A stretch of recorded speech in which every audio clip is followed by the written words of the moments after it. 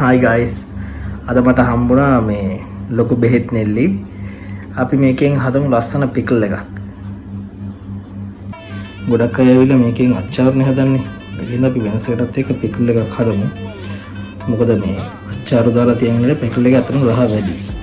අනික දැන් මේකේ පොඩි ගෙඩි වලින් හදන්න පුළුවන්. බැරි ගමන් නැහැ. දැන් මම මේ ලොකු ගෙඩි හින්දා තමයි මෙහෙම කෑලි කෑලි කපලා තියෙන මුලින්ම. පළදු වෙච්ච කෑලි එකක් කපලා අයින් කරලා මේ මේක තියලා තියෙන. අපි දැන් පොඩි ගෙඩි වලින් හදද්දී මේක මෙහෙම කපන්න අවශ්‍යත් නැහැ. හරි. අපි දැන් මුලින්ම කරන්නේ මේක තම්බන එක. මේ වගේ මේ යට වතුර එකක් තියලා ඔයගොල්ලෝ දන්නවා ස්ටීමර් භාජනයකින් මේක ඇවිල්ලා තම්බ ගන්න ඕනේ. හරි ආරුවනේ මේ පේනවනේ දැන් මේ විදිහට ටිකක් හොඳට කහ පාට වෙන්න තම්බලා අරගන්න. දැන් අත් මේක ටිකක් නිමෙන් දැරලා මේ කපා ගන්න ඕනේ. හරි ආරුවනේ දැන් ඇවිල්ලා මේ නෙල්ලි ටික අපි මේ තියෙන මේ මදේ නැතුව චුටි චුටි කෑලි වලට කඩ පුළුවන් විදිහට අපි කපා ගමු. හරි ආරුවනේ දැන් මෙන්න මේ අයිටම් ටික ඩ්‍රයි හීට් කරගමු.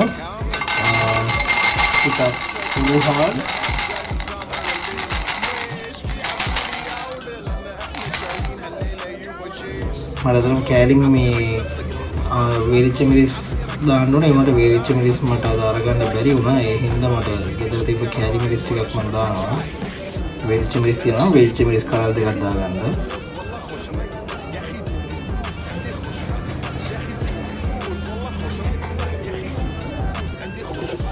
and අබෑට දාගන්න ටීස්පූන් මොන දෙකමාරක් වගේ. දැන් මේක මෙහෙම ටිකක් ඩ්‍රයි රෝස්ට් කරගන්න. ලිප ටිකක් අඩු ගින්නේ තියලා එමෙයිට රෝස්ට් කරගන්න. කර වෙන්න දෙන්න එපා. හරි.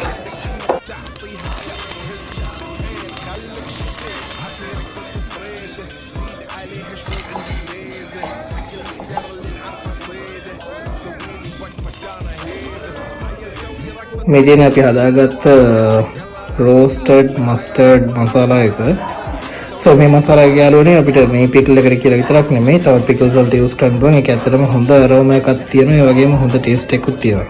so අපි දැන් අර mix කරගත්ත powder එක මසාලා powder එක මේක ටිකක් දාගමු. දැන් මේක ඔක්කොම දාන්නෙත් නැහැ. චුට්ටයි දාන්නේ. මොකද මේ taste එක ඇවිල්ලා dominate කරන්න බෑ. ටිකක් ගානට එන්න ඕන එච්චරයි. and now chili powder කොහොමද ඕනේ ටිකක් අරන් සරගතියට පිටුල් එකට and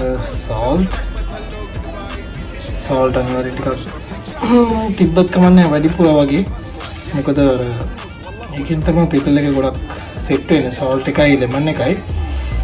so guys මම use කරන්නේ මේක Cornwell's white vinegar. මේක ඇවිල්ලා naturally fermented vinegar එකක්. so මේක ඇවිල්ලා සාමාන්‍යයෙන් හොඳයි අපිට මේ salads වලට එතකොට poached එක හදන්න එහෙම. so මේක අපි ගොඩක් use කරන්නේත් නැහැ. චුට්ටක් use කරන්නේ. මොකද vinegar වැඩිපුර දැම්මොත් එහෙම නෙල්ලි වල තියෙන ගුණෙත් නැති වෙනවා. okay mix එක හොඳට මෙහෙම අතින් mix කරගන්න. mix කරලා මේක ටිකක් වෙලා මෙහෙමම මේ ටිකෙන් අතාරිනවා. ඊට පස්සේ අපි එහා පැත්තේ අවශ්‍ය කරන දේවල් ටික හදාගෙන තමයි මේක කුක් කරගන්නේ. හරි guys දැන් ඔයගොල්ලන්ට පේන ඇති දැන් මේක විනාඩි 5ක් 20කටත් වැඩි මම ටිකෙන් දැරලා තියෙන්නේ. ඒක අරපු ගමන් මට දැන් මේ පිටු සුවඳ දැනටමත් ලාවට එන්න පටන් ගන්න තියෙන්නේ. හරි අපි මේක finish up කරමු. ඉතින් මම දැන් ඇවිල්ලා මේ පිකල් එකට තෙල් දාන්න යන්නේ. ඉතින් මම use කරන්නේ ඇවිල්ලා තලතෙල්. මොකද පොල් තෙල් use කරන්න පුළුවන්. ඒත් තල තෙල් වල තියෙන යුනික් ටේස්ට් එකක් තියෙනවා පිකල් වලටම කියලා කියපු. දැන් ඉන්දියාවෙන් ගත්තනම් ගොඩක් අය පිකල් වලට use කරන්නේ මේ තල තෙල් තමයි. මේක ඇඟටත් ගුණයි.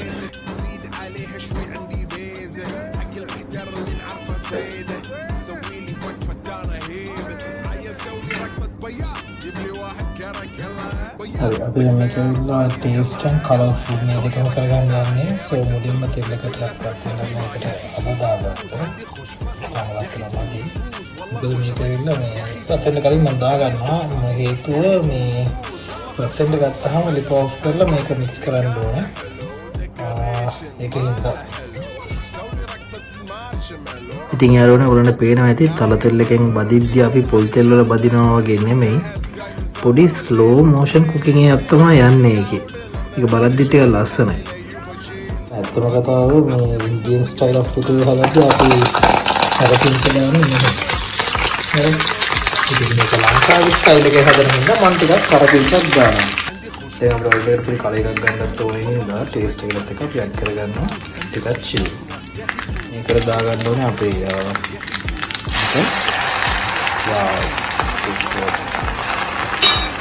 දැන් මේක low heat එකකින් හරි full heat එකකින් නෙමෙයි low heat එකකින් මේක මේ මෙහෙම ටිකක් කරලා හැලි ගාලා ගන්න ඕනේ. මේකේ පොඩි thick consistency එකක් එනකම් මේක හැලි ගන්න ඕනේ. හරි.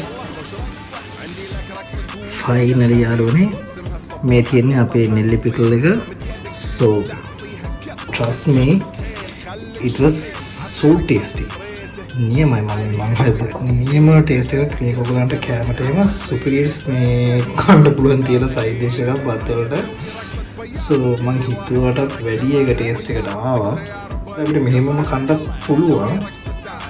ඒත් ඔයගලන්ට මේකේ ඔරිජිනල් ටේස්ට් එක ගන්න නම් ඔරිජිනල්ම මේ පිකල් ටේස්ට් එක ගන්න නම් මේක ඇවිල්ලා අපි දවසක් කන්ටේනර් එක තියලා සීල් ටයිට් කරලා හෙට අරන් කෑවොත් මේකේ රහ හොඳටම තියෙයි කියලා මම හිතනවා. so අපි හෙට මේකේ කාලා රිසල්ට් එක බලමු කොහොමද කියලා.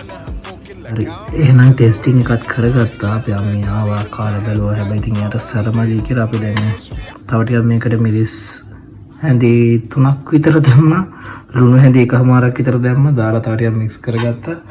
so දැන් ඔයාලට ඉස්සෙල්ලා බලපු එකටයි දැන් බලන එකටයි පාටවල වෙනසක් පේනවා ඇති. ඒ වගේම රහත් දැන් අර හරි පිකල් රහකට ඇවිල්ලා තියෙන්නේ. බලන්න හෙට උදේ වෙද්දී අපි ෆයිනල් රිසල්ට් එක කොහොමද එන්නේ කියලා තව ටිකක් පිංගිලා එහෙම එද්දී. سوي رقصة بياض جيب لي واحد كرك يلا بياض طق سيارة بوليس يلا يلا سوي لي رقصة ثانية رقصة البطريق ولا سبت في مال يا اخي جوس عندي خش